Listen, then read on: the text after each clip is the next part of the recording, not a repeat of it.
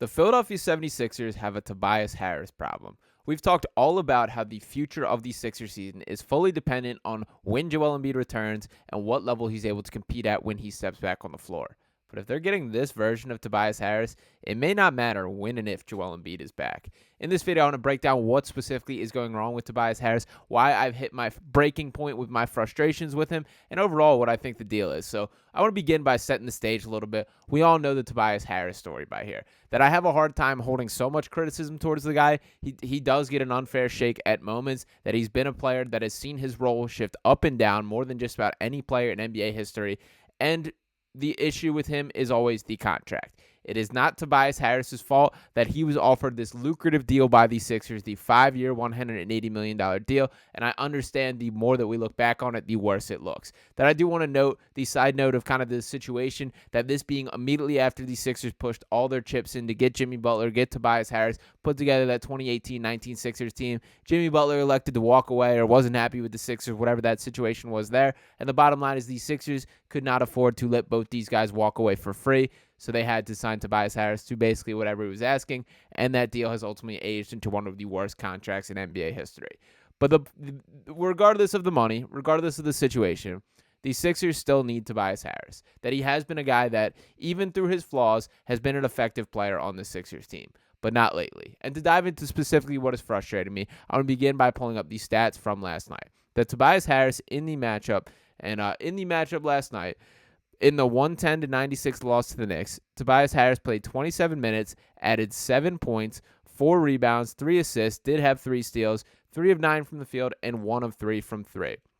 Just not quite good enough from the guy.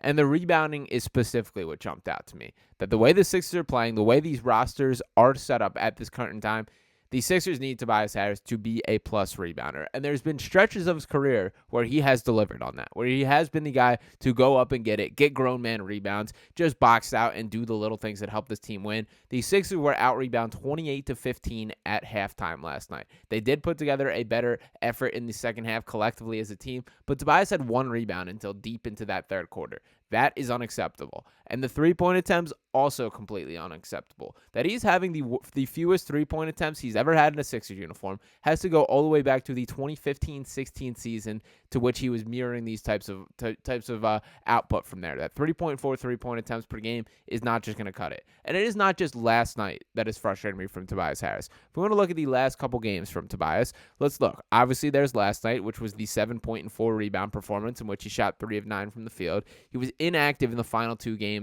before the NBA All-Star break there. And I will note that, of course, them beating that Cleveland team without him in incredibly shorthanded fashion. But then before that, against the Wizards, in his 32 minutes and 47 seconds of playtime, Tobias added a whopping 11 points. He did add 7 rebounds, shot 4 of 14 from the field and 0 of 2 from 3. The game prior, he had a pretty nice game against Atlanta. He did add 21 points there with 7 rebounds.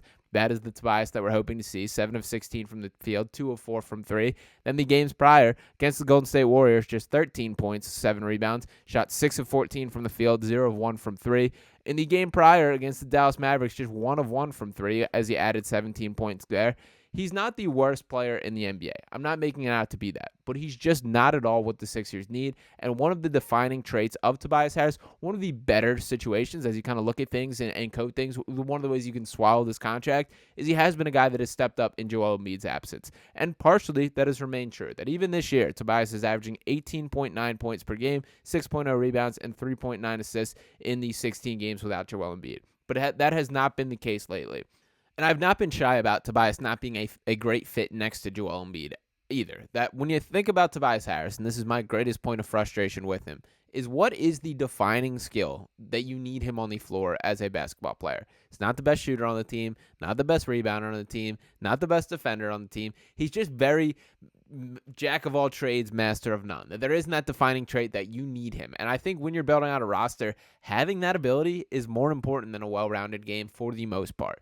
And the biggest point that drives this frustration, specifically last night, it is after trade season has died down. That there was so much talks about, will Tobias Harris be moved? What is the opportunity? And one of the guys that we've spoke about pretty in-depthly on this channel is Bojan Bogdanovic. That was a guy that was circled as a Sixers target, a guy that from a league-wide perspective made sense for a contender to go out and get. And that's exactly what the New York Knicks did. And why that is particularly frustrating is because the Sixers didn't because of Tobias Harris. And to read the report here from Jake Fisher of Yahoo Sports, he reported, quote, the Philadelphia 76ers and Detroit Pistons discussed trades ahead of the deadline. Philadelphia was interested in adding Bojan Bogdanovic and Alec Burks, but they weren't willing to trade Tobias Harris to do it. Detroit's interest in reuniting with Harris has been rumored for a while now. The Pistons could pursue Harris when he becomes a free agent this summer. The Sixers couldn't afford to give up Harris as he's a key player for them, especially in the wake of Joel Embiid's knee surgery. Philadelphia could seek to work out a new deal with Harris when he's a free agent this summer. Oh, gosh. Bogdanovic and Burks were ultimately traded to the New York Knicks. The Pistons received Quentin Grimes, 2 second-round picks, and a collection of matching salaries from the Knicks in the deal. Now, why this hits such a sore spot right now is what was the difference between the Knicks and the Sixers last night. It was Bojan Bogdanovic, that he played out of his mind. And to give his stat line specifically, in his 24 minutes of play, 22 points, had 2 rebounds, 3 steals, shot 6 of 6 from 3, 8 of 13 from the field, and knocked down some big-time threes, some tough threes, some where he's shouldering off to create space and then fading away in the corner and still connecting. There was a couple catch-and-shoot looks where it barely felt like he catched the ball. It was in his hands and out of there and in the net before you knew it. And that ability, that decisiveness in his game, that effectiveness as a shooter are all things that Tobias Harris just straight up does not do. And when we bring up the point, as was written by Jake Fisher once again, that Philadelphia could seek to work out a new deal with Harris when he's a free agent this summer, stop. No.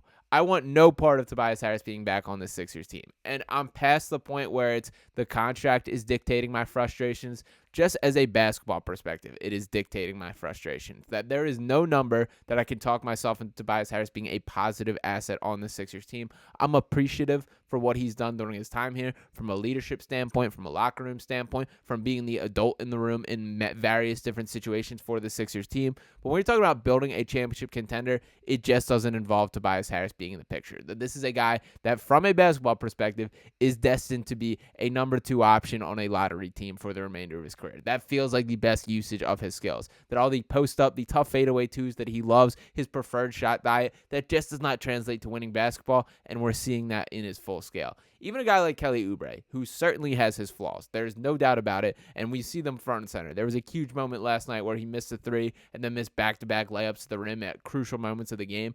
But what Kelly does is he straps up defensively. I thought he made an impact on Jalen Brunson last night, particularly in the second half when Nick Nurse switched Kelly Oubre as the primary defender. And I thought that Kelly's length did bother Brunson in a way that neither Buddy Hield nor Maxey was able to in the first half.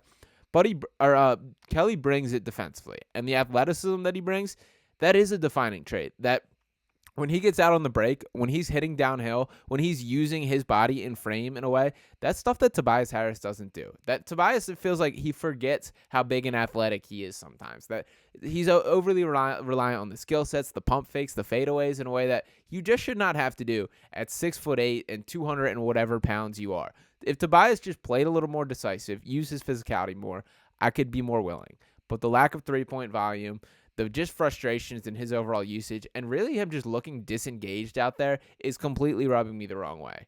So we have 27 games left in this regular season. What are hopefully the final 27 games of Tobias Harris wearing a Sixers uniform in the regular season.